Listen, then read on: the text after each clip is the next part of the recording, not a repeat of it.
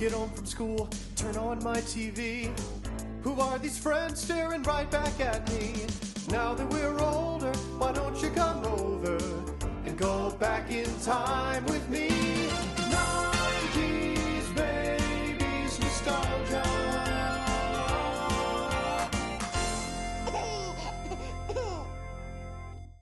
Hi, I'm Amanda. And I'm Jessica, and this is 90s Babies Nostalgia, where two fully grown millennial women rewatch and sometimes watch for the first time tween entertainment from the early 2000s. Just to be clear, we are not sponsored by nor affiliated with anything, anyone, any brands, any production companies that we talk about in this podcast. We just really like talking about TV. And today we are joined by our friends at Pop Capsule Pod. Everyone, round of applause. Woo! Would you like to introduce yourselves? You betcha. My name's Mallory. And my name is Evan. And we are the two brains, although depending on the day, it's mostly just Evan's brain, behind Pop Capsule Podcast, where we look at the best of TV, movies, music from 10 and 20 years ago. And remind people of how long ago 2004 was. Yes.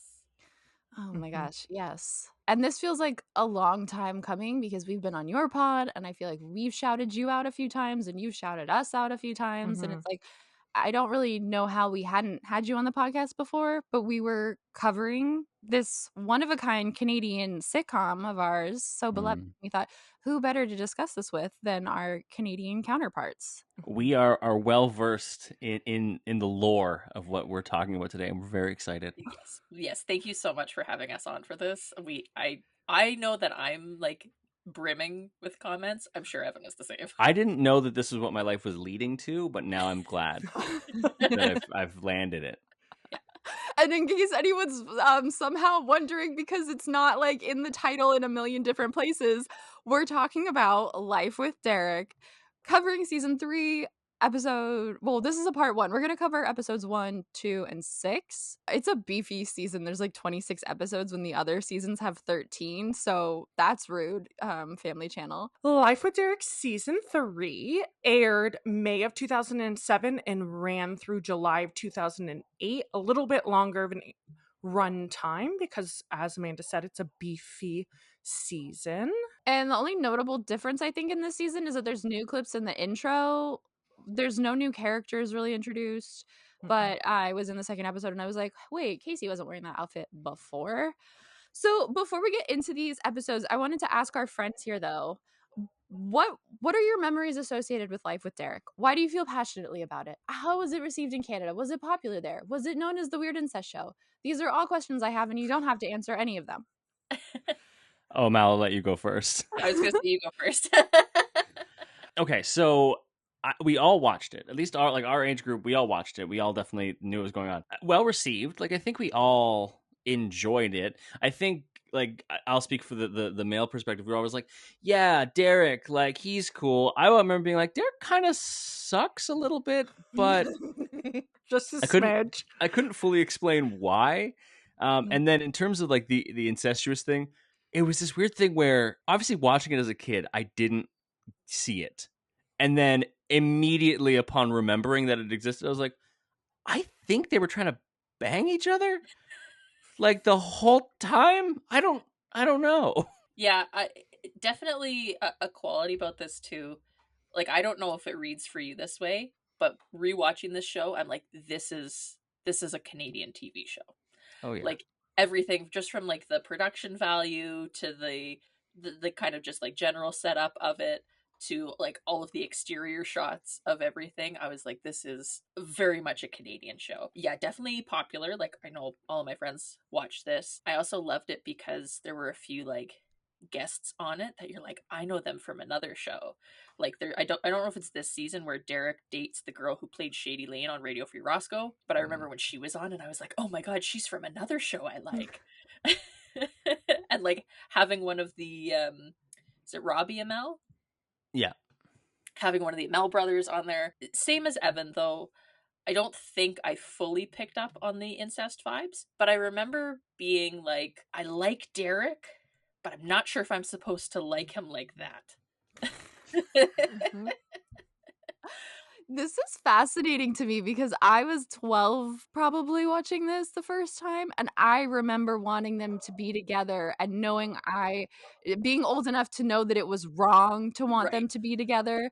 And as an adult watching it back, I'm like, was that all in our heads? Like, was it really that flirty?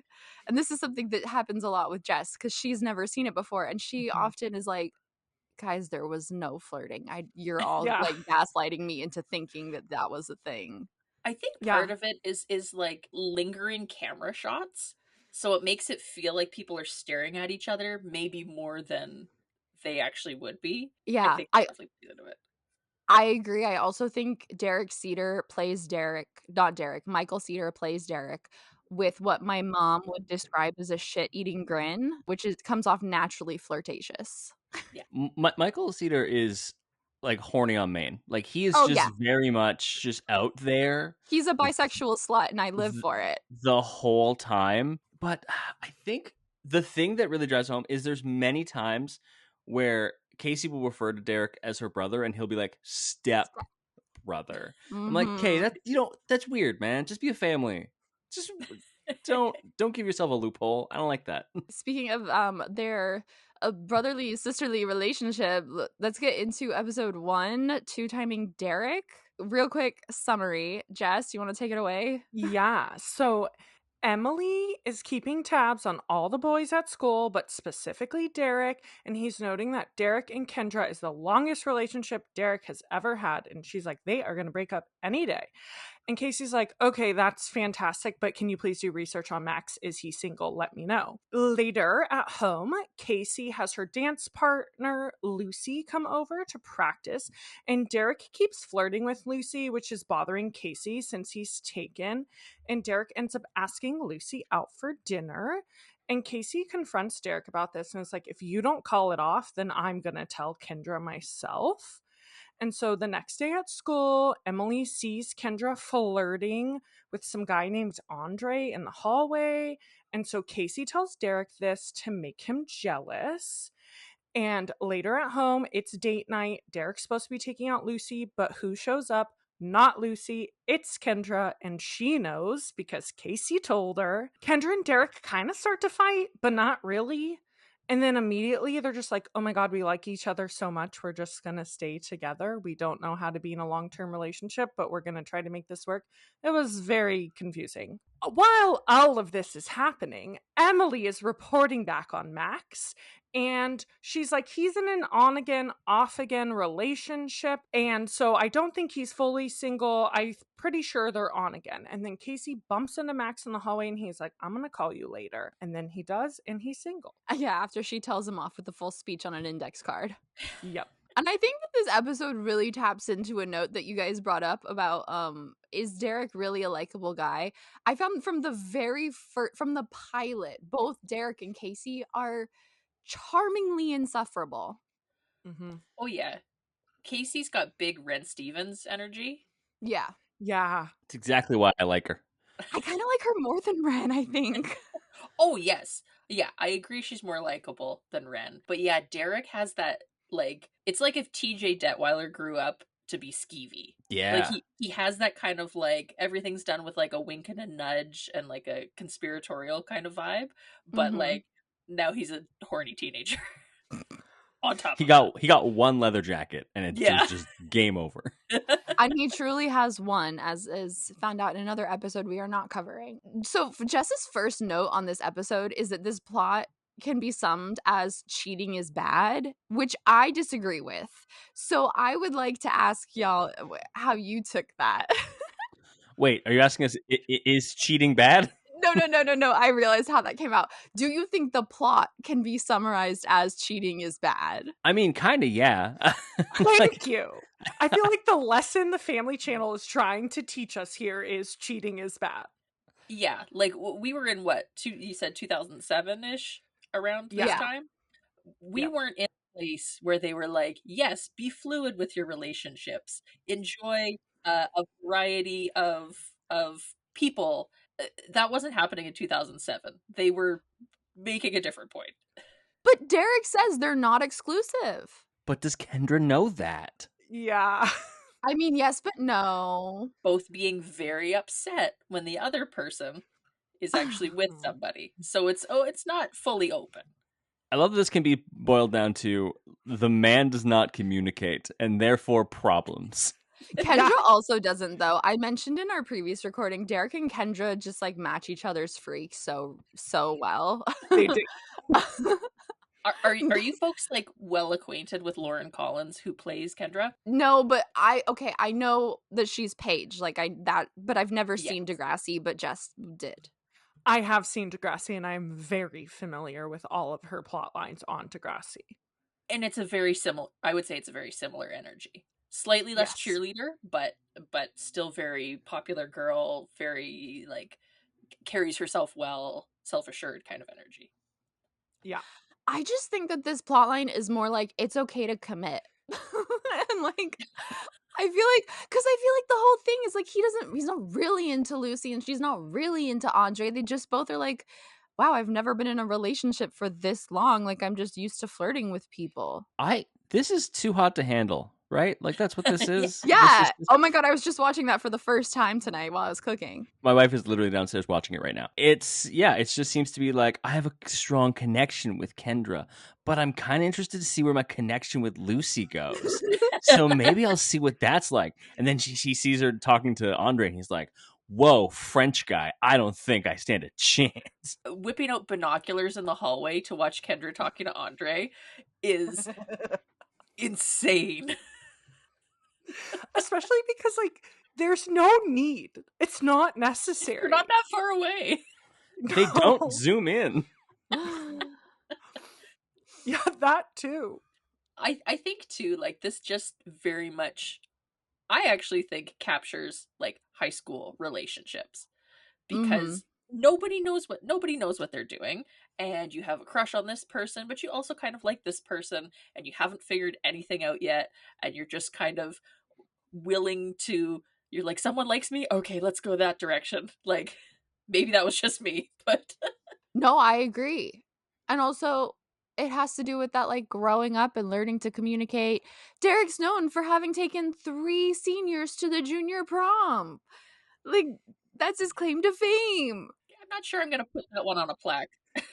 Yeah, I feel like I can't stress enough how much like nobody would want to be friends with Derek if he went to our high school. Yeah. Like people would like hear him talking, they'd be like, "Sure, bud, whatever you say, go, yeah, have fun." Meanwhile, he is the cool guy in school, Yeah, very popular. which kind of leads into Jess's next note. Do we think it's weird that he wears polos?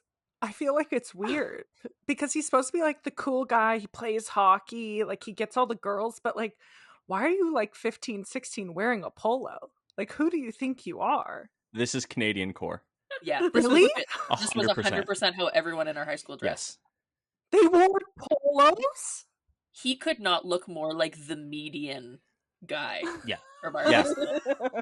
I bought my first polo in like the 7th grade. Like Yeah. was just what you wore.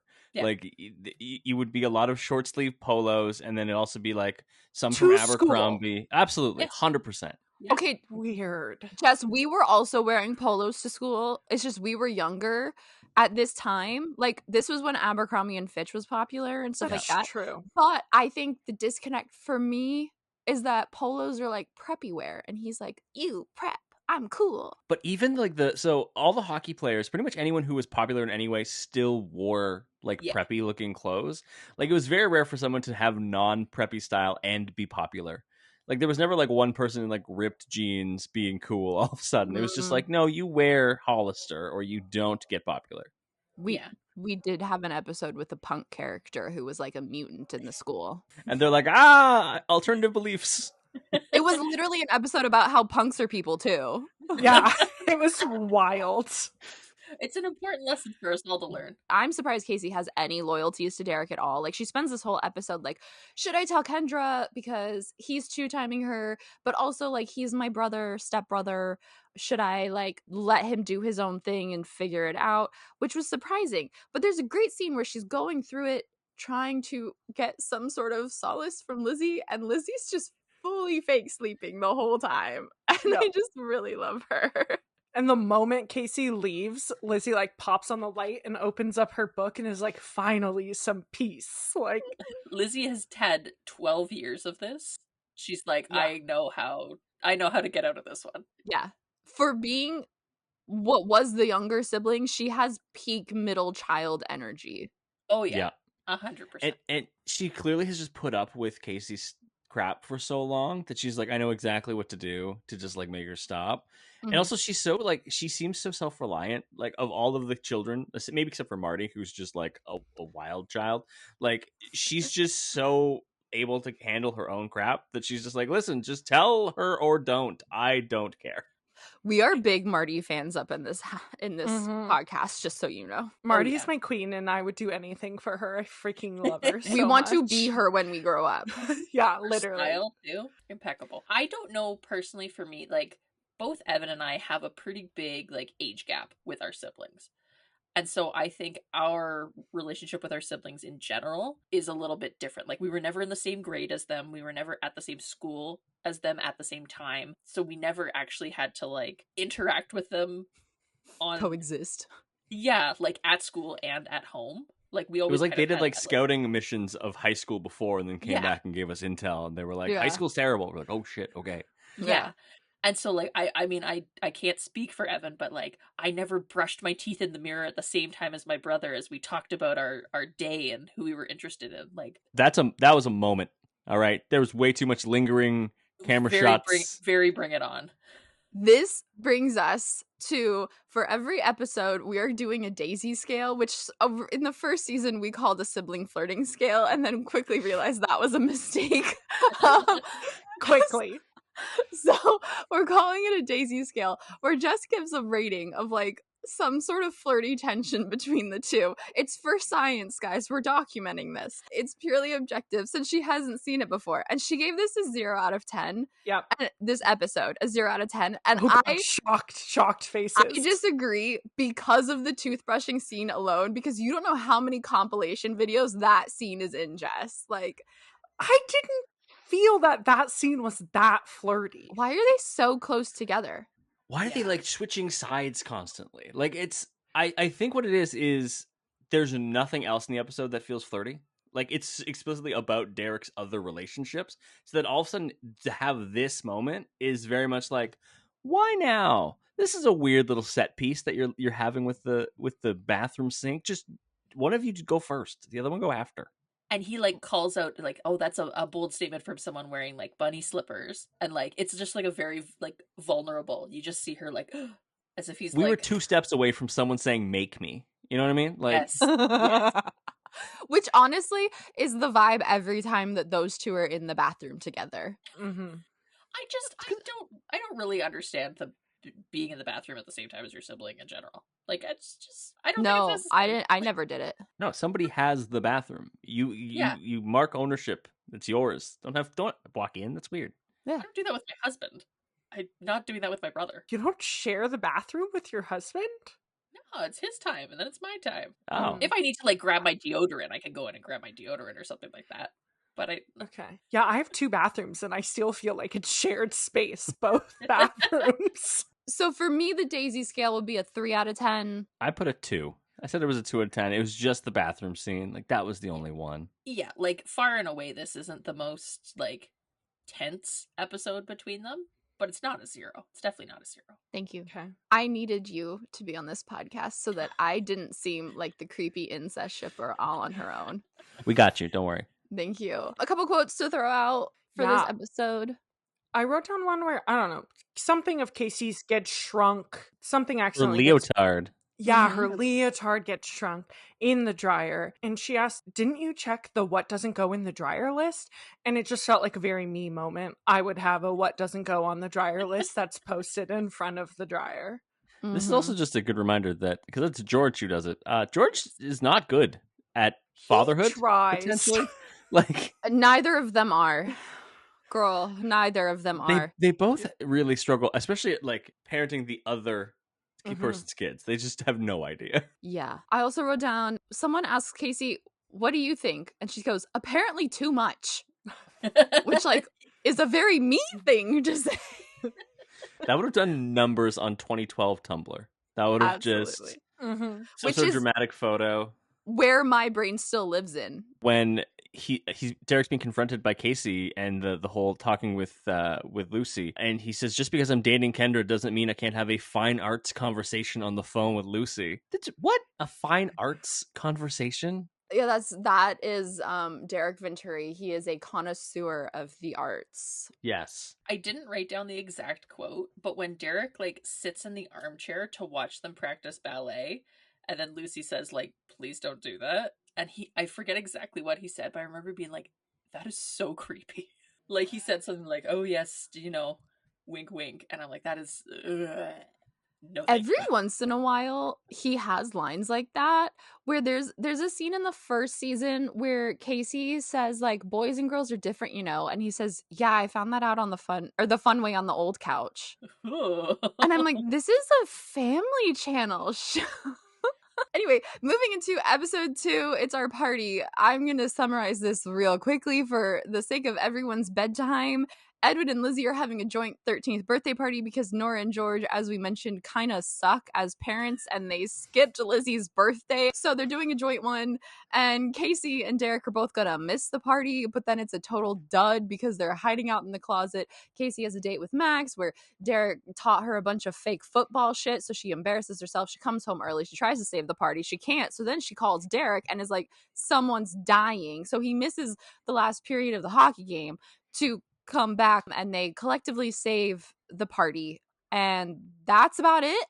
Like, they dance, they have fun. I really just was like, this is a wholesome episode, and we get some real Edwin and Lizzie action, and that's why I assigned it for y'all, because I feel like they're the unsung heroes of this series, low-key. Absolutely. Yeah, the other children are significantly more interesting and more fun than Derek and Casey. Yes. Can we talk for a minute about having a quote-unquote dancing party? The theme of the party is dancing. Yep. And they sit around like it's church camp. But also, Yeah. like, you remember being 12 or 13. Yes, it's exciting to go to a party that has boys and girls. If someone said, we're having a dancing party, I don't... A bowling party, sure. I'm going to go to the bowling alley. I'm going to have some fries. They said like a paintball party. Yeah, we're going to go shoot some people with paint.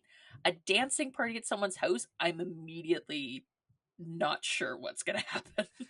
Can I just say I would know it would be a dud the minute I heard the gerund, the ing. Dancing. Yeah. Yeah. We're going to do some dancing. It's going to be a great time. It's not a dance party. It's a dancing party. I remember doing some dancing at birthday parties when I was this age, but those were girls only parties and we were playing only the best bops, I also don't think... So this is the 13th birthday, correct? Yeah. Yes. I don't think I've ever seen 13-year-olds, so many 13-year-olds dance by outstretching their arms and holding each other's hands and waving them like this.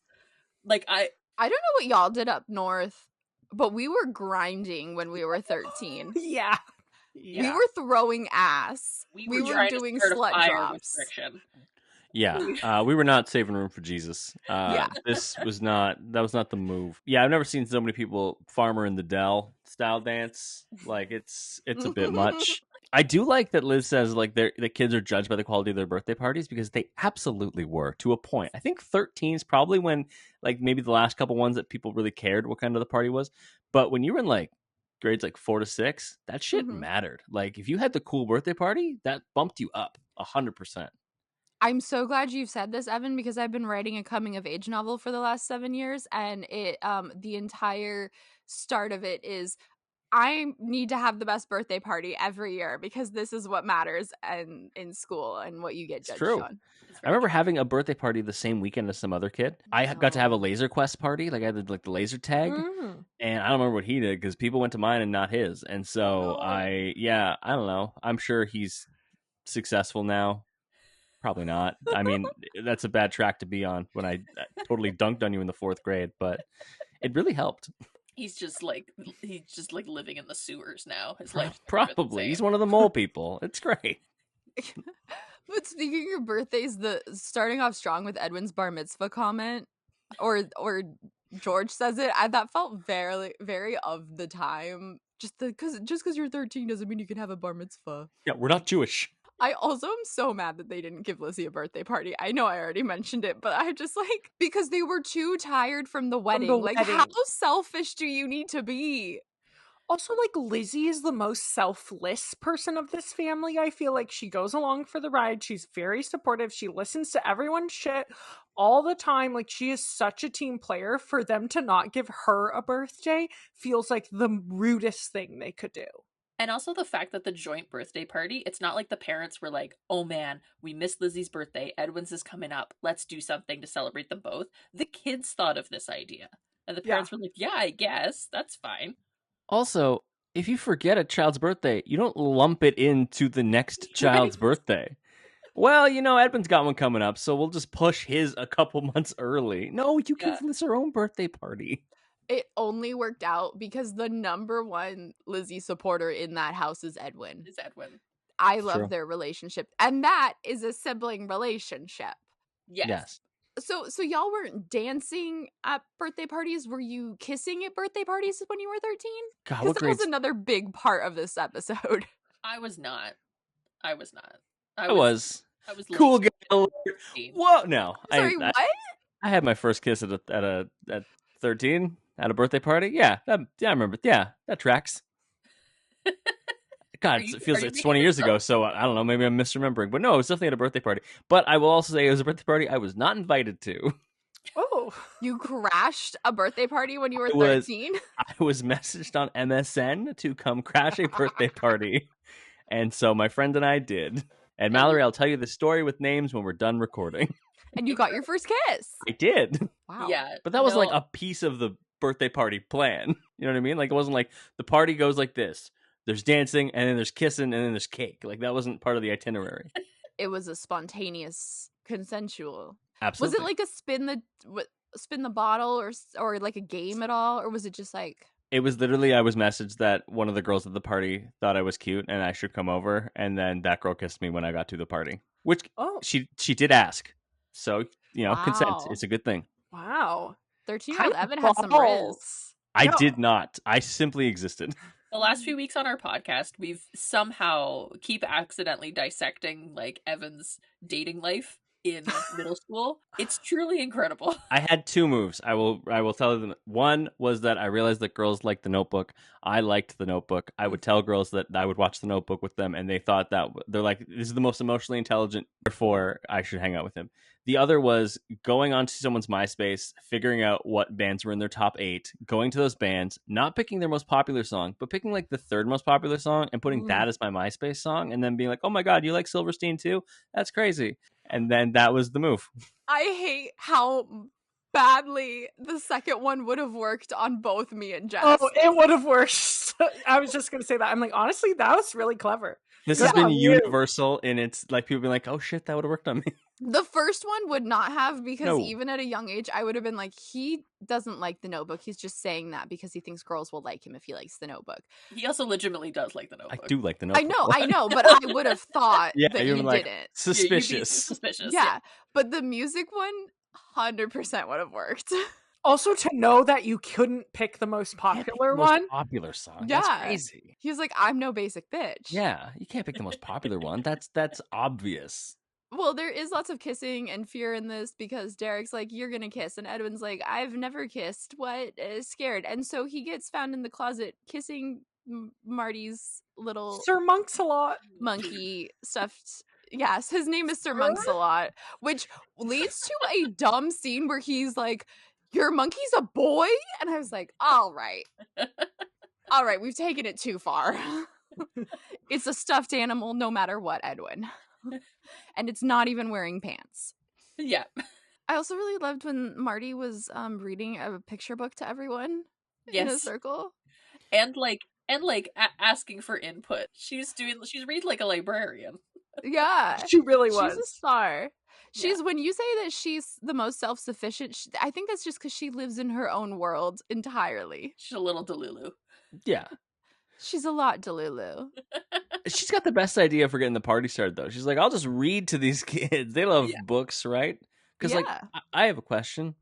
What was the orange game that they were trying to do? Oh, we need to talk about this. That was our next the necking game. I did not catch. Is that what they called it? Yeah. Yes. That's what they called it. Oh. Evan, did you never play that one at like? Did we never What? play that at like SAC camp or something? You played that? Oh God, I don't remember that No? at all. Okay. Did you play this game? It's like, yeah, I've played that game, but like it's in like a similar vein to like Suck and Blow. Yeah, Like, that's an I'm adult really game. hoping everyone knows what that game is as well. We know what Suck and Blow is, but that's an adult game. That's a Right. clueless. You can play it to make out. Yeah. But also too, like, if I were Casey thinking, I'd be like, hey, maybe the people that like the 13-year-olds don't want to grab an orange from their neck would be the 5-year-old or the dad. They were like the two at the end of the line. It's like maybe we should have done this in a different order. Also, like the kids clearly don't want to like go near each other. It's like, hey, first interaction should be taking this orange off of another person's neck. Yeah, that's what I was going to say is if I were Casey, I would think, oh, these 13-year-olds want to get as far away from each other as possible. I think the strategy should have been to take one of the folding chairs, arranged in a semicircle for some inexplicable reason, and turn it around and sit on it backwards to do some like real talk with everybody. Mhm. You just turn it around, you put your arms on the top. Hey guys, Let's wrap. let's break it down. I think the reason it was in a semicircle is because they were going to do an intervention later, and they just didn't want to rearrange. And so they were like, "Hey, we got to talk to Edwin about the monkey stuff." And so We we're gotta just going talk to keep Edwin these about the chairs. bowling shirts.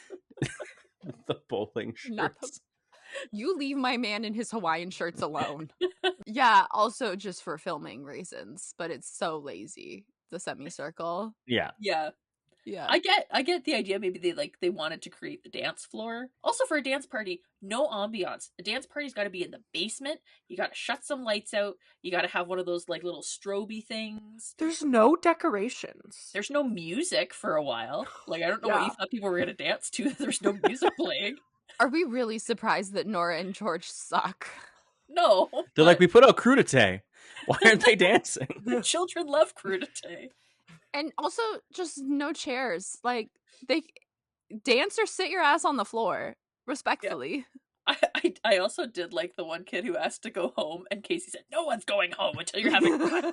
Yeah, we're turning this into a hostage situation. Yeah, we are no longer there with consent. I'm also just like brief intermission to the dance party. I'm really confused about this closet door and I need to ask, do we think it has a lock? So here's where I'm confused is there are times that we see that it does not have a lock, but Yes. then when they go to the outside to like jiggle it, it's locked. They can't get in. But then there's times where like Derek just goes right up and opens it. I know. It's like a room of requirement type situation where like it's locked when you need it to be locked, and it's open when you need it to be open. If there is one person I believe in this family would randomly have all of the keys, it's definitely Derek over either of the parents. So he's just That's like, "Oh, true. they're locked in the closet here. I've got that key on my chain here, my chain wallet." That is true. I just really needed help because I was very confused by that. I'm more confused by the fact that they're able to fill that whole closet with games and not like towels. Like they're a family of what, 7? Like where are your linens? Where are your cleaning supplies?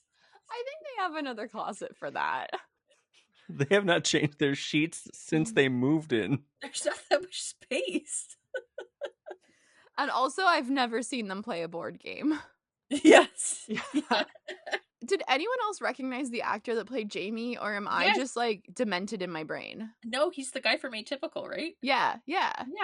Kira Gilchrist, the lead in Atypical.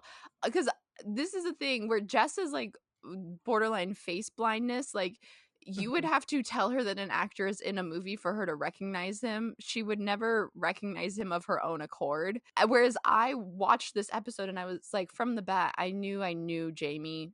And I've only seen him in Atypical. And then before the episode was done, I knew who it was without having to look it up. Yeah, that Evan and I are very much in the Amanda vein here. Where we're like, hey, wasn't that guy in like a season that 3 thing? episode of Seinfeld? It's like, Yeah. No. The amount of time Amanda's like, that was blah blah blah. And I'm like, would have never known. Would have never Just Also, that's like, cool. Good thing I'm the person living in LA because I'm sure I see people all the time and I am just completely oblivious. I don't know who anyone is. Jess just cutting Harrison Ford off in traffic. That was Danny DeVito. I just learned. Look, I just looked up Kier Gilchrist quickly to be like, oh yeah, I like that guy. He's a vocalist for a grindcore band, as well as being an actor. Oh, damn. He's actually a vocalist for a grindcore band and a different death metal band. Well, that's something for Jess to look up when we're done recording. Yeah, I'm like, actually, this sounds like someone I should know. Yeah, people contain multitudes. I mean, Jess, you've seen Atypical. I have, yes. Yeah, he's the lead. Which honestly, still, I'm like, who was Jamie? What did Jamie look? Jamie's the kid. So, also for anyone listening, because like I forgot, we're not just having a kiki. Jamie kind of has a crush on Lizzie, and she kind of has a crush on him, and all of their other classmates are teasing them that like they're boyfriend girlfriend, but like it's not confirmed. But yeah, Everyone in the house keeps referring to him as Lizzie's special friend, yes. which is 100% something that my grandma has used to describe one of my male friends before. That's like 100% she's done that. Which also, I just want to point out the bravery of these core little 13-year-olds, because we have a boring, bland dance floor of kids sitting around, as we've mentioned, not wanting to touch each other, look at each other. They want to go home. And Edward and Lizzie, who have locked themselves in a closet for the last hour, dance in front of everyone, and then the kid that's getting bullied for maybe liking Lizzie gets up and cuts into the dance. Like, all three of them, that is way more bravery than I ever had when I was 13, or now. And she also says to him when he cuts in, she goes, yeah, let's give him something to talk about. Yeah. And then they dance like this. Like marionettes. I walked 4 blocks, which is nothing in New York, it's 4 minutes, to a Goodwill to donate some stuff that I've been needing to donate. And part of why I haven't done it in so long is because I'm self-conscious walking down the block holding bags of my own stuff. Like, I am so shy for them to just be like, I'm going to be surrounded by my peers and dance like an idiot. Applause. Like, you think there's just going to be somebody who's just like, oh yeah, there goes the bag lady after you do that. There's like bag ladies back. Girl, I got Taco Bell the other day and I was like, I need to hide this in my bag. I don't even like people seeing me with a cup because like they're all New Yorkers and they're gonna be judging me for getting fucking Taco Bell. I don't know. It's just I'm sick in the head. I feel like on the bag lady scale in New York, you're ranking pretty low. Yeah, okay, yeah. Agreed. Like, I know. This is why I needed to start therapy today. Like if you do that where I live, like it's a town of 50,000 people, like you quickly be like, oh, there goes the bag lady. Like, very quickly, they'd be like, yep, there she is. Like, growing up where Mallory and I grew up, there was a penny lady. yes. Oh, I forgot about the What penny. makes one a penny lady? She would just walk around looking for pennies. She just would go on walks all day, every day, looking for loose change on the ground. Yeah, parking lots, roads, parks, school parking She got lots. banned from our high school because people would throw change at her. Oh my god. Because children are the meanest people. That's Was it so was it her- mean. Was it her granddaughter or her niece that went to the school? That's her niece. I'm assuming she wasn't penny specific. You just called her that. Any change. Any Any change you had. She bought a microwave with her change.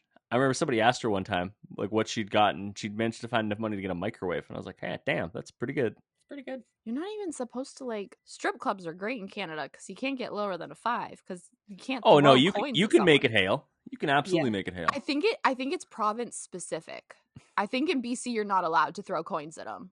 There's some that Boo. use like cones to catch coins and stuff. Oh yeah, no, I went to one in BC and they didn't have any coins. It was It's cones. like when a dog has surgery, they like put it around the neck. It's and so heavy. And then just throw them. And also they're fully nude strip clubs. Like, I'm sorry. It's an Yeah, upsetting image in my brain, and we have to go back to talking about this Family Channel show. essentially, she'd walk out looking like the Pixar lamp. So continue. Any other notes before we get into the Daisy scale? No, just that I don't wish this party on anybody. Also, No. sorry, we also didn't talk about the whole subplot of Derek teaching Casey about football to impress Max, and he just teaches her a bunch of nonsense. Like, you have to score like 6 fling flongs, and then it starts off with the groin kick, and she, a very, admittedly very smart girl, never clues in that any of that is wrong. I think that adds to my Daisy suspicion sometimes because I'm like, why are you so naive in these moments where you know that he's being a fucking idiot? Also, how do you not like I understand I would consider myself someone that knows nothing about football, but I know basic terms. Like, Yeah. you would be able to know at that age that he's just talking out of his ass. I don't care how much of a not a sports person you are. You know, nothing's called a fling flong. Yeah, you're totally Yeah. right. 'Cause she's talking with her mom later. She's like, I don't know why I listened to Derek. And her mom goes, yeah, like, that was stupid. Like, yeah, why did you do that? Yeah, my stepson's an idiot. No, like, but also you go to the football games and like if you score a touchdown, like there's usually an announcer who'll be like touchdown, and she'd be like, "Whoa, where's the fling flongs?" Yeah. I did like when she asked if 2 quarterbacks equal a halfback. I really liked that. That one felt like a genuine question. Yeah. It was pretty good. I did breeze over the note that Jess had initially of like Max comes in at the end of the episode and is like, I assumed you were lying because you liked me. And like, is that a good foundation for a relationship? No. I love that you'll fundamentally change things about yourself to suit my needs. That sounds I mean, cool. Nothing sums up a high school relationship more than that. So Yeah, honestly, I feel like I would kind of I would be like, oh, well, they were just trying to impress me, like, because they like me. You know? I didn't mention in the first episode, I had the biggest crush on Max Oh yeah. the entire time that the show was on the air. Yeah. Like, He's a cutie. I get it. and like even now, like everything he's been in. He also has barely aged. Yes. Yeah, he looks exactly the same. I'm assuming y'all have seen that clip of him also where he's being like yelled at by, I want to say, a BuzzFeed interviewer about life with Derek and Oh, yeah. how Yeah. he's partially responsible for being a cast member. And he was like, I also wanted them to be together. Like, I don't know what Yeah. to tell you. Also, in terms of him showing up at the end, I wrote in my notes that, like, surprise, Max is at the door. I wrote this before the doorbell. Of course. Max is coming. And also does not look like he played any football that day.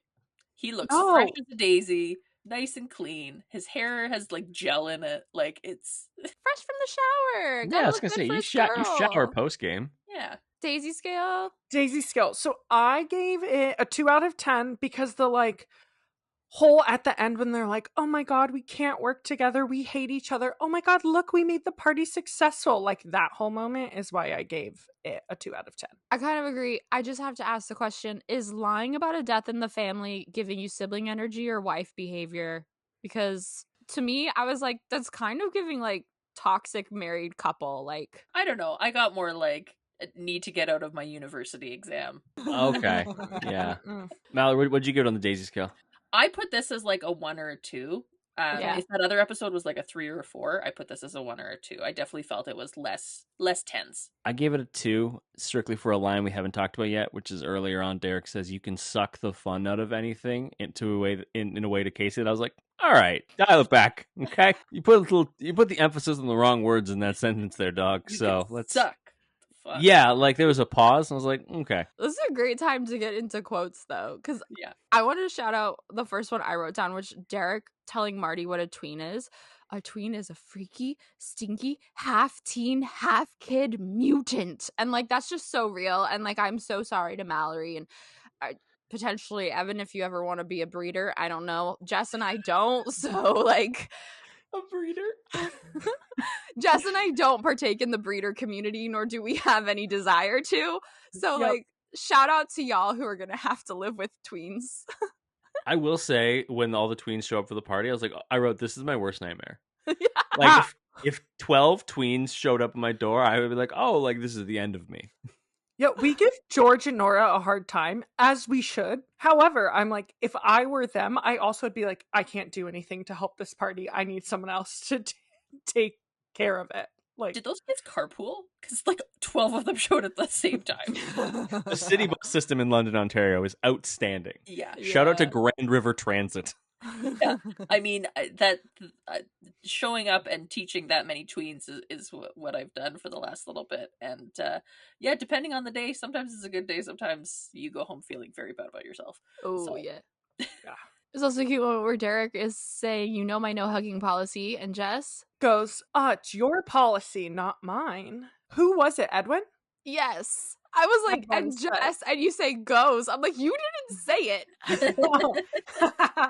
No, yeah, Edwin goes, it's your policy, not mine. It was Yeah, and very then they cute. hug. Yeah. I can see Edwin being a hugger. Yeah. And then the last one I wrote down is, you know girls mature faster than boys. Boys mature? When? I wish I knew. Which is between Casey and Lizzie. She's like, girl, I don't know. They just Yeah. say it. I think like 45. Like, So you're like not there yet. no, Evan will let us know when it happens. I'll get there one Yeah. day. Yeah, let us We'll know. report Send us a back. message. Yeah. Episode 6, The Bully Brothers. Little background, football team, hockey team in a prank war. This is important. Surprise, surprise. It's important. While all of that is happening, Derek realizes that Edwin has a bully because he comes home with food all over his clothes and then he stays home from school pretending to be sick and he tells Edwin to stand up for himself.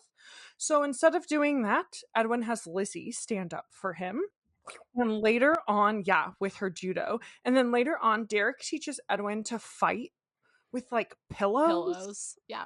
Yeah. So then Edwin goes to school. He stands up to his bully, Ronnie, except he comes home with a black eye, which of course is upsetting. So Derek calls Ronnie on the phone and he's like, back off, which causes Ryan, who is on the football team and Derek's age and Derek's old bully, to show up at their front door and threaten to fight him.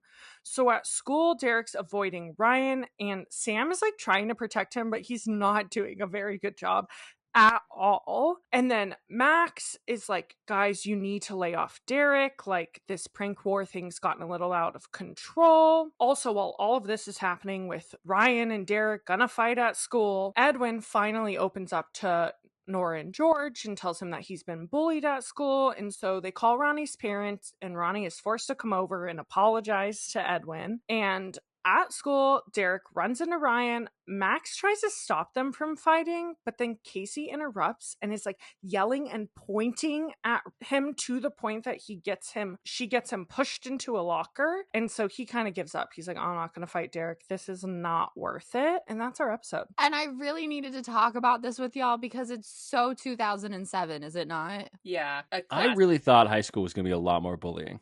Based on what I watched on TV, I was like, people are going to push me in lockers. Yeah. Low-key, I watched this and was like, do kids even get bullied anymore? Evan spent most of grade 9 just standing beside an open locker, looking at the grade 12s, being like, just waiting to get pushed in. That's right. No takers. You're not worth it.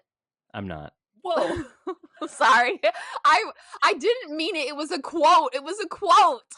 The main thing I want to talk about is near the end. So Casey essentially intervenes to make sure that Derek doesn't get destroyed by this very big, very generically dressed bully. The fridge, the oversized fridge from the football team. The oversized fridge with, of course, his football jacket on, obviously. He agrees not to fight him and says, I pity you for having to live with her. And at that moment, I was like, Derek, punch him in the face. It'd be so romantic.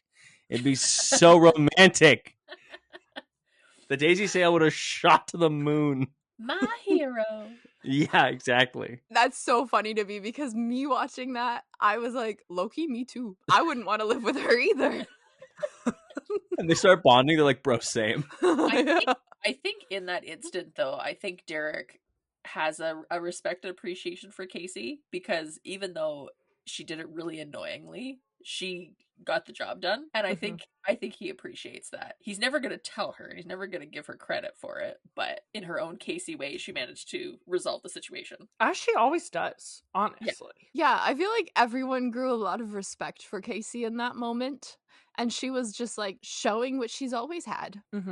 She was just taking care of business. I need to get into the high school hockey team of it all. This is a throwback to our last episode where there was a hockey themed episode, and if they won a game, they were going to go to Sweden. And we were like, what in the Canada is this? Like, why is there a hockey team? And why are they getting to go to Sweden for winning a game? And we determined it was intramural hockey and it couldn't possibly be a high school hockey team. But now clearly it is a high school hockey team. I don't know that it's clear he could be doing both. That's true. He could be in both, but there is a high school hockey team. Did your guys' high schools have hockey teams? Oh, yeah. And did they go to Sweden? So our high school was in a weird position because so many of the people at our high school played like junior A or AAA hockey.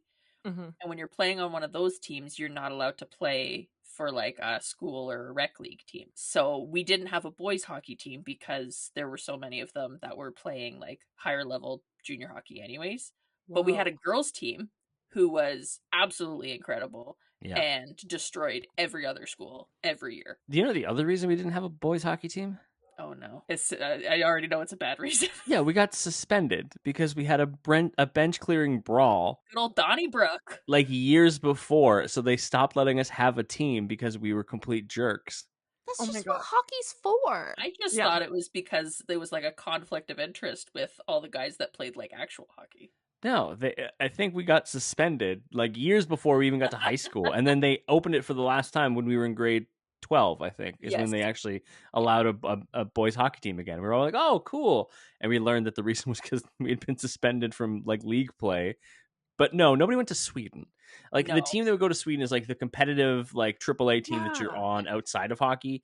That Yeah. would go to Sweden. Like the closest you're going here is like, ooh, a tournament in Ingersoll. That's cool. Well, but that's kind of what I was thinking because I played like okay, not the same thing, but I played soccer in school and I also played soccer in a rec league and there were varying levels of competitive like leagues you could try out for. So I was like he's known for being on a really good team. Like obviously he plays at school, but he could also play in a league that could be go to Sweden.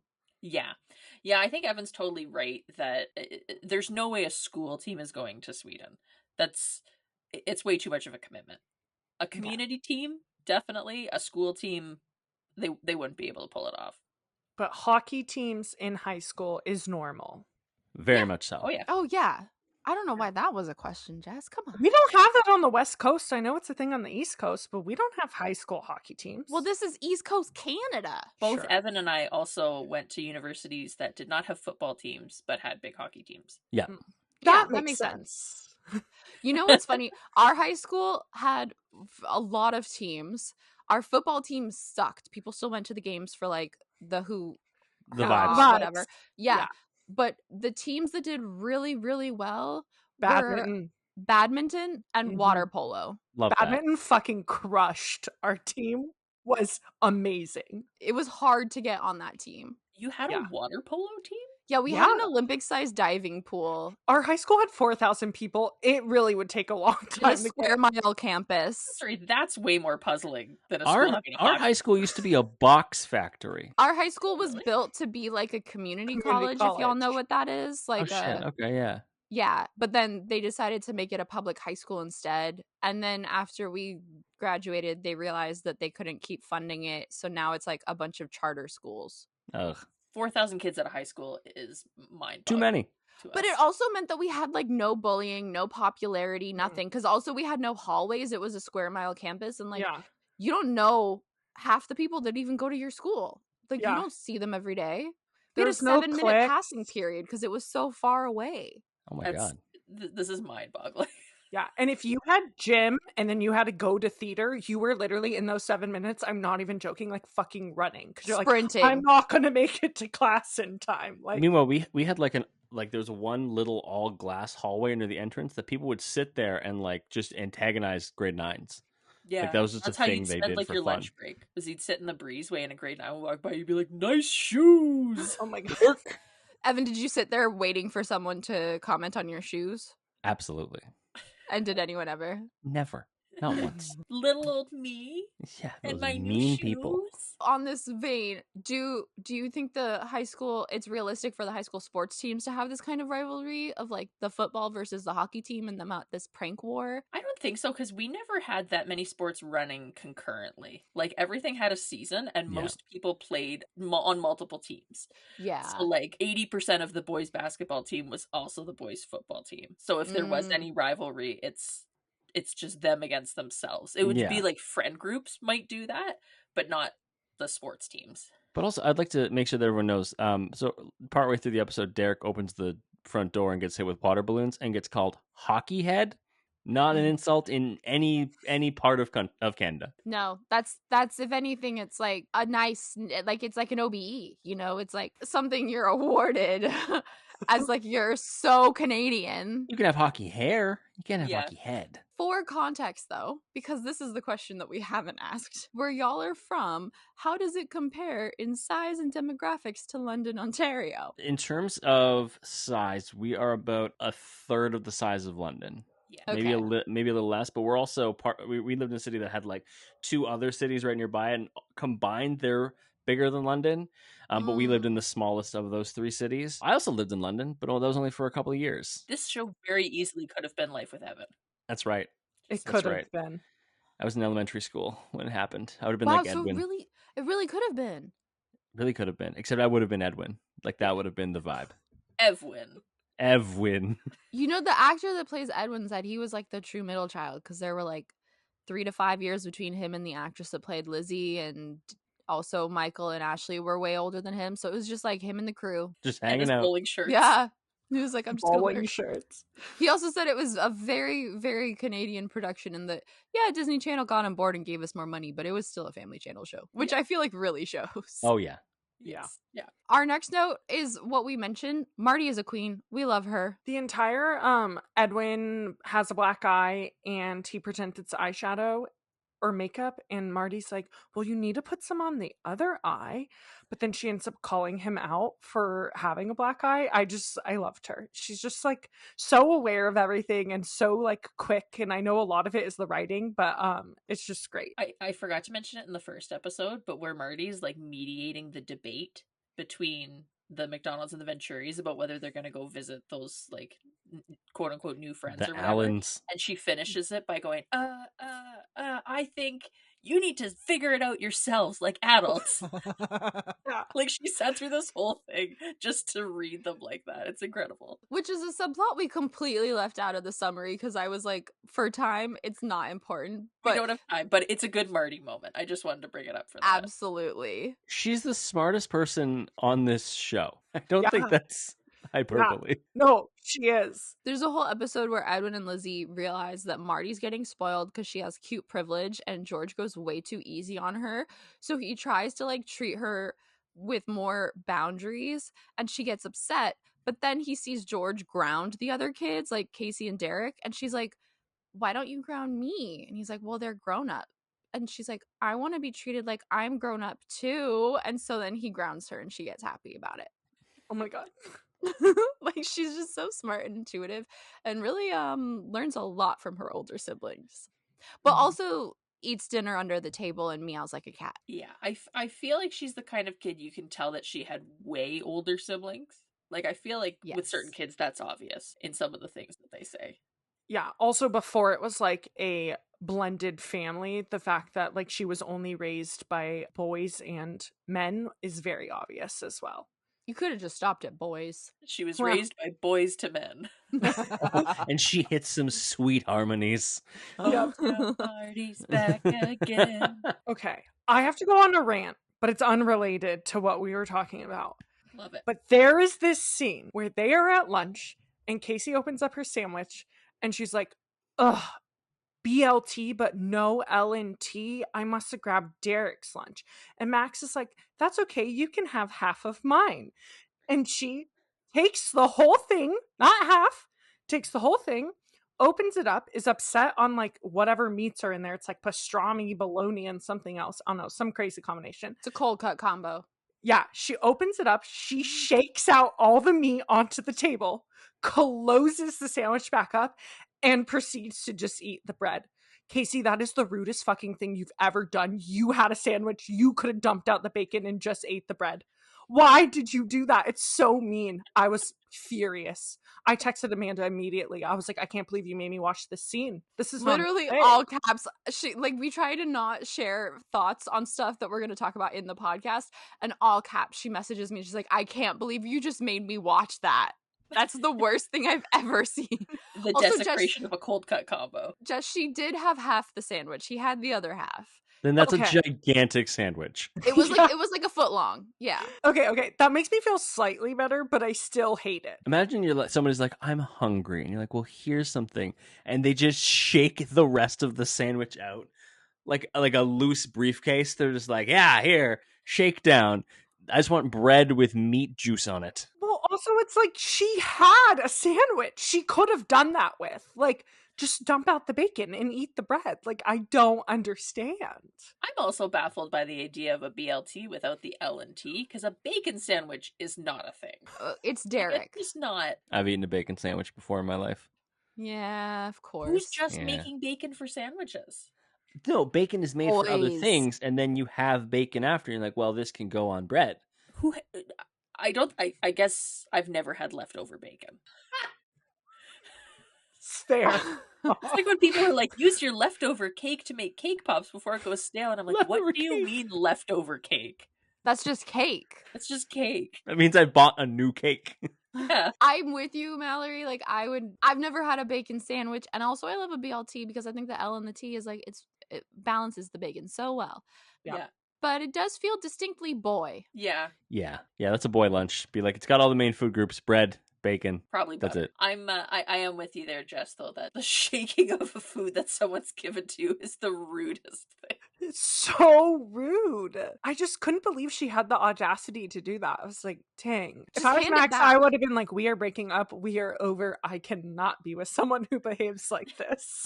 I'm reporting you to the authorities. Literally. On the bullying note, this is my last note. At the end, Max is like, I didn't realize Ryan was that bad. I'll report him to the coach. For some reason, that felt unrealistic to me. Would a teenager really report him? Or you just be like, it's done. He's huge. I think it's something that a teacher would do, but Oh, not a fellow student. So Max is the starting quarterback, right? That's what we've established. He's like the starting quarterback for the football team. Potentially, he's also the captain. Ryan looks huge.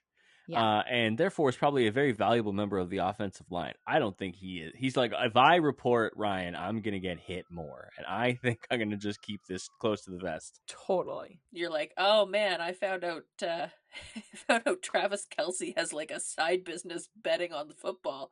I'm not telling anybody. Just gonna No. keep that quiet. Tell Taylor to tell him to knock it off. But other than that, Yeah. keep quiet. Were there any other standout things about this episode to y'all? I just think it's a great trope. It's something you've seen in other shows where it's like the younger siblings having an issue, so then you're calling in the older sibling. It makes me think of the Recess episode where Vince is always like, yeah, like he's talking about his older brother, and everyone's talking about how cool Vince's older brother is, and then his older brother rolls up and he's just a total nerd. I love the idea of like calling in the older sibling as a reinforcement. I think that's a great trope. Power move by Derek to also just like call and threaten like a 13-year-old. I know. I forgot. Kind of crazy. Just like, you know what'll solve this? If I verbally harass a child. I'm just gonna Liam Neeson him on the phone. I also really like that I've a product of my time. I've seen a lot of bullying episodes. I don't know how many bullying episodes I've seen where in both instances the girls handled it. Because both, like with Edwin, Lizzie handled Ryan's younger Ronnie. brother, Ronnie. and then with Derek, Casey stepped in. None of those big athletic guys could do, or small athletic guys could do anything. And you know who had no part in handling any of this? Particularly the parents. I know Ronnie had to come over and apologize, but the parents did the least. Yeah. George and Nora, I mean, they did call Ronnie's parents, and that squashed it. But that wouldn't have had to happen if Derek hadn't trained Edwin to fight. You know, Lizzie had it covered. With his blindfolded taekwondo using pillows? Which, by the way, resulted in one of those very dramatic lamp or vase breaking scenes that... Which is not mentioned Never. ever again. George and Nora did not care. No. There was somebody in our community buy and sell group who posted that they were selling, and I quote, homemade karate lessons. What? Which is what I feel like this was. A what? Homemade karate Homemade lessons. karate. $10. Great bargain. We love a bargain. We love a bargoon. But yeah, I feel like this was very much, if I paid $10 for homemade karate, this is what I was getting. Oh yeah. Yeah, absolutely. Our Daisy scale, Jess? I gave it a 4 out of 10 for Casey at the end when she's like, I can't always be around to protect you. And that made it a 4. I also had it at a 4. I feel like the ending of this episode did most of the heavy lifting for that. Yeah. Also something about her like getting very like in his face, like the particular way that she got in his face feels very like, I was gonna say mama bear, but that's not the relationship we're going for, but it's very territorial. It's very territorial. Girlfriends can be mama bear sometimes. It's true. Yeah. I went 5. I think all the same thing. It's all the end of the episode. He still should have punched him out. It would have been so romantic. It would have just been That would have shot this up to a 7. That's right. That's right. At And then he least. But also, her like, up, even just walks her Derek over saying the thank you, I was threshold. like, look at you saying thank you, accessing the most basic of feelings. Not our Derek Venturi. Yeah, Derek doesn't pay for any like advanced feelings. He only has like the basic package, and he's like, I can say thank you. That's fine. He got the basic Sims, but none of the No expansion packs. expansion None. packs. Yeah. Quotes. Quotes. I wrote down one from Sam when they're talking about the rivalry. He goes, I've been doing push-ups and drinking milk. Okay, chocolate milk, but it still counts. And it just felt such teenage boy. Like to be like, I was drinking milk. It was chocolate milk, but you know. Were you guys subject to Big Milk growing up? Oh, yeah. We're American. We invented Big Milk. Our government owns cheese caves. You don't know about that? I do know about the cheese caves. Okay. I've learned about the cheese caves. Mallory, do you not know about the American cheese caves? This feels like we don't have the appropriate amount of time to delve into what a No, cheese we cave really don't. We really don't. I've got homework now. I'm gonna go find out what a cheese cave But is. no, like when we were growing up, there was this long push of like chocolate milk is like the best thing you can have after a workout. Yeah. It came out for years. There was like the best thing you can have after a Chocolate workout milk? is specifically chocolate milk. And Huh. I don't know who they paid for this branding, but they were like, "Listen, we gotta pump up chocolate milk numbers." So Yeah. Sam's also spreading the good word. But it's Yeah. the same way that they were like, hey, the kids are having pizza day. We gotta balance this out with a healthy drink. Chocolate milk. Yeah, We had milk, Big Milk, but not really like kids Not were chocolate into chocolate milk, but it wasn't pushed on us as much as we demanded it. I would say that was one of like the top 3 cafeteria drinks at high school. Oh, Was yeah. chocolate. Easy. I really enjoyed another Sam and Derek quote where one of them says, if it makes you feel better, he's a friendly enemy, like a frenemy. And I was like, not you inventing the word frenemy. so ahead of your time. But you know that it was invented before. Oh yeah. Also, real quick, there's a moment where Casey grabs Derek and she pulls him into the girls' restroom and then they leave because all the girls scream. And she goes, we need to talk. And he goes, you need to cut your nails. 'Cause she's just like fingers gripping the arm. He also, the second he comes out of the bathroom, he goes, "You guys have soap in there," which is unfortunately kind of A accurate. great And detail. concerning nonetheless. Yep. A great detail. Why did the pandemic spread? Well, there's no soap in men's washrooms. Would you use it if there was? There, Evan yeah, would, Derek wouldn't. yeah. No, Derek would not. Any other things y'all have for that episode? I'm gonna start calling people hockey head. It's gonna catch on. Yeah, it's not my favorite Canadian insult, but it's got potential. Oh, should we teach them Canadian insults? That segues perfect into our final little thing for y'all is we wanted to discuss some Canadianisms. Oh, sure. Oh, Yeah. Yes. Wow. Okay. Y'all got real enthusiastic about that. If you have any to teach us, we're happy to. Please teach us. What ones did you have questions about? I don't have questions as much because I'm cool and lived there for 3 years. But Jess was confused by the word keener. Oh, you guys don't have Oh, keener? No, it's one of those words that I learned so quickly in university that I forgot was Canadian specific. Yeah.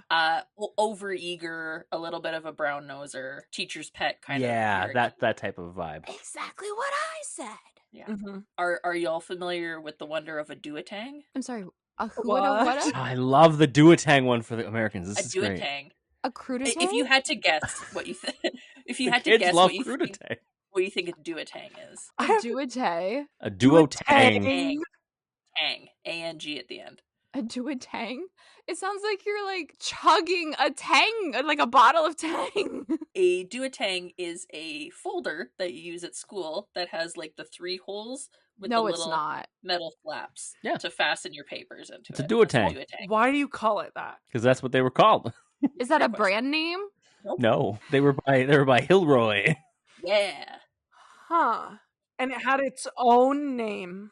Yeah, it'd be like, get out your geography duotang, and you'd be like, okay, Oh and no, not in the classroom. yeah, You would be on your like school supply and you'd have list, like, different you need to colors for buy- different things. Yeah, you need to buy 5 duotangs, assorted colors. Yeah, It's just a binder. but it No. was like it was No a lot more rings. compact than a binder. It wasn't it didn't take up as Yeah. much space. Space is Little- hard to come by in Canada. I know we have lots of trees and wilderness. but, You are like, the we're- least densely populated country in the world. Yeah, but that's because the bears have the rest of it. I'm pretty sure that's including the bears. Oh, that's probably fair. There are fewer people in your entire country than in the state Jess lives in. Yeah. True. Very true. What about darts? You guys know sorry. about darts? Like the game? No, like, can I have No. a dart? Hacking darts. What? Have a dart? Yeah, have a dart. Can I Get a can I dart. bum a dart off you? A cigarette? A It's a cigarette? cigarette, yeah. See, for a while I thought it was gonna Weird. be poo. No, if Like, someone's I need to go have a dart. if someone's hacking darts, they're like just having a Chain few smoke. smoking. Just Yeah. chain smoking. Yeah, Okay. that's Oh. good. Serviette. Ooh. Oh, that's a napkin, right? It There you go. is. Yeah, that's just a French thing. A serviette?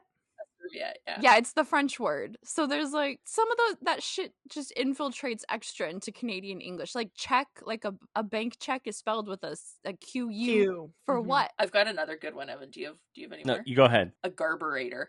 Oh, the garburator. It's a garbage disposal. Well done. Yeah. That's so good. Why don't we call it that? That is so good. We need to steal it. Why would we call it that? I love it. It's Yeah. fun. I also regularly enjoyed parkade for no other reason than it sounds like a parking arcade. And I was like, it's a party. Sounds fun. What about a 2-4? Oh, that's a wait.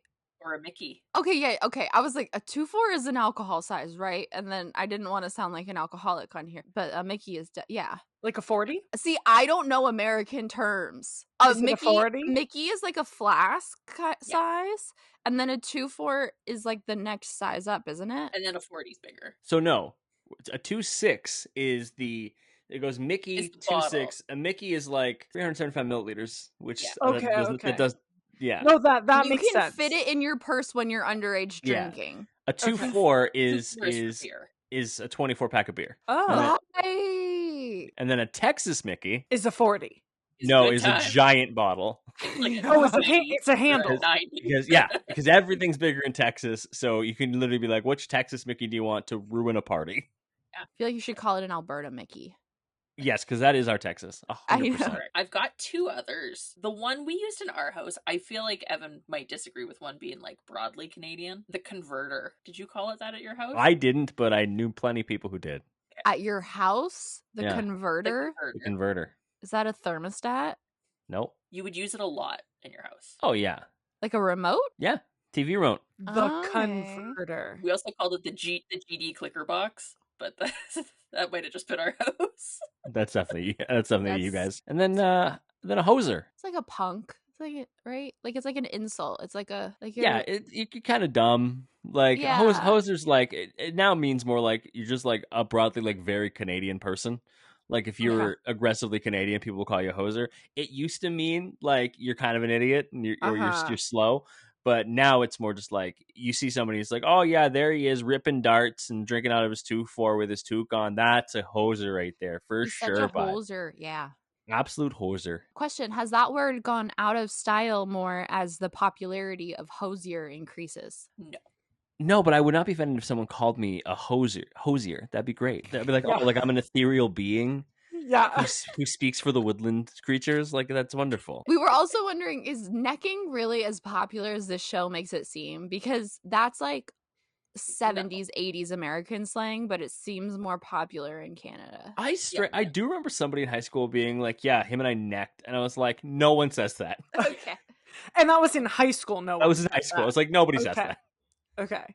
That makes me feel better because I was like, when I was trying to look it up and I was like, okay, it is like 70s, 80s American. But Amanda and I were like, maybe it's more popular in Canada, but it really confused us because the show makes it seem like it's a very common term. Yeah, it's not. No. It's Okay. the last one I'm borrowing from the wonder that is Letterkenny. I don't know if you've ever watched Letterkenny before, had the privilege of watching Letterkenny. I actually used it earlier when we were talking about one of the episodes. A Donnybrook. Ah, Donnybrook. Wow, we really lied to your face and pretended we knew what you were saying back then. Yeah, I don't know. It sounds like a name. It sounds like a character from Dawson's Creek. Who's the new kid? Oh, that's Donnybrook. Yeah. Yeah. He's from the wrong side of the tracks. No, a Donnybrook is like a full bench clearing hockey fight. Yeah, it's a brawl. Oh. Things go from a scuffle to a kerfuffle to a Donnybrook real quick. Okay. Real right quick there, pal. I also, Matt, from this website, it says that it's a Canadian thing to say Jesus Murphy. We said Sarah Murphy in our house. That's because you had I think that was a upstanding relative rules and of morals. my family. I like that you looked up a website. I looked it up and I was like, what else is existing? And it's like Jesus Murphy. I'm like, nobody says Jesus Murphy. I've never heard that. Never heard it. No. It's just like, it's essentially like a loophole for not taking the Lord's name in vain to just change his surname to Murphy, I guess. Okay. They're like, gotta listen, be we're a not talking Jesus about that Murphy Jesus. somewhere We're out there. talking Yeah. about a different Jesus. Different Jesus. This is Jesus, actually. Yeah, you don't know this one. Goes to a different school. We had a lot of Jesuses at our school. We did not. We did not. No. I think that's most of the ones that I can think of. There are a couple other ones that I've just, like, again, Letterkenny is a perfect piece of Canadiana that's given me some of my favorite insults and lines, like calling somebody a dial tone if they're really boring. Like, Love that. That's an incredible insult. That's great. Drove the riding mower shit face. Now you got yourself a corn maze. Like, it's just, if you haven't watched it, it's worth a watch. Oh, A double is the Tim Hortons thing, right? Well, like a normal. Jess, is Yeah. is a double a thing we say in America? No, unless we're talking about In-N-Out, your In-N-Out order. yeah. See, that's the That's the American American version is the double. In-N-Out burgers. But no, a double for us is 2 milk, 2 sugar. In your coffee. In your coffee. I guess, Evan, we do have one more ultimate Canadian thing that we haven't mentioned. Is it Canadian Tire? No, but that's a magical place. Bags of milk. Oh, Which is not- I know not- about the bags of Oh, milk. It's not an all of Canada thing. No, it's it's like an- an Ontario It's thing. Ontario and East. But yeah, bags of milk. And having the plastic container that the bag goes in, and then cutting the correct proportion off of the bag so that you can, like, accurately God. pour it. when you cut the hole wrong and it's too big, Oh, Jesus, Murphy. like, might as well pack your bags and leave the family. Like, holy shit, your parents will look at you and be like, I've never been more disappointed. Like, I put milk all over the fucking breakfast counter this morning. Like, it's It, like, unbelievable. folds. Like, you'll start pouring, and then it'll literally like go it at a will right collapse angle. under its own weight like a Yes. dying star. It's Yes. crazy. You think that we would move past the bags of milk? Well, I was going to ask, is there a reason that they justify the bags versus cartons? I don't think so. I don't think so. It's just like, this is how we do things here. Yeah. And cartons also aren't even the biggest. I'd say it's between, like, bags and gallons. Okay. I haven't But- bought milk in a while. In like a normal grocery store, we do a lot of gallons, but then like I'm Fancy lactose milk's intolerant, carton. so Yeah, So fancy according carton. according to the internet, the reasons that they still go with the bag is if you do cut it properly, it pours easier, which is true. It would pour easier than an actual like container. It's easier to store with the unopened bags because they lay flat, and then it stays fresher because you open only one bag at a time for the full 4 liters instead of having an open 4 liter, like 2 liter thing of milk. Okay. those feel subjective, but that's fine. Yeah. Also, I'm like, okay, it lies flat, but then that's taking up more room than a carton. If you're having something lying flat, I guess you could stack other things on top of it, but it feels not. It doesn't feel efficient. I do like Jess like beautiful minding it at and then kind of doing this. If it's flat, it's taking up more surface area. This is how she works. Yeah. I have to say, not to be a dickhead, but I really enjoyed the whole explanation about bagged milk just because I was listening to how you say the word bag. And I even just said bagged a little bit because it's Egg just, milk.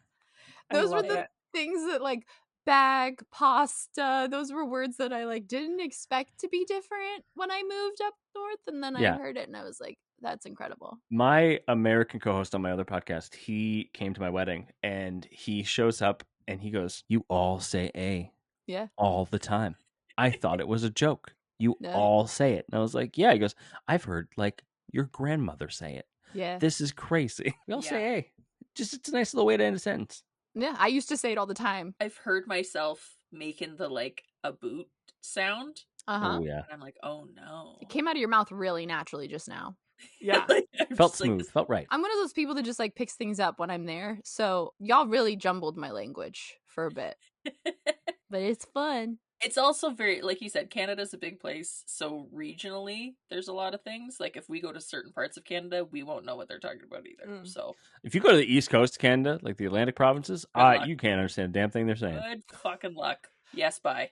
Well, I was living in I lived in BC in Vancouver, so like it's very very similar to West Coast US. But then I had people in my dorm my first year who were from Ontario and Quebec, and then I had people I lived in a house with my last year who were from Nova Scotia. Oh. So I got like a good mix. Yeah, definitely a good mix. I will say one of my favorite things is to see French people interact with people from Quebec, because then they hear Quebec French and they're like, "What did you do to our beautiful language?" Well, I went to Disneyland Paris with my friends who speak French, Quebecois, Quebecois, yeah. and the people working the lines at Disneyland were like, "Are you French?" No, I'm Canadian. If you're from Canada, why do you speak French?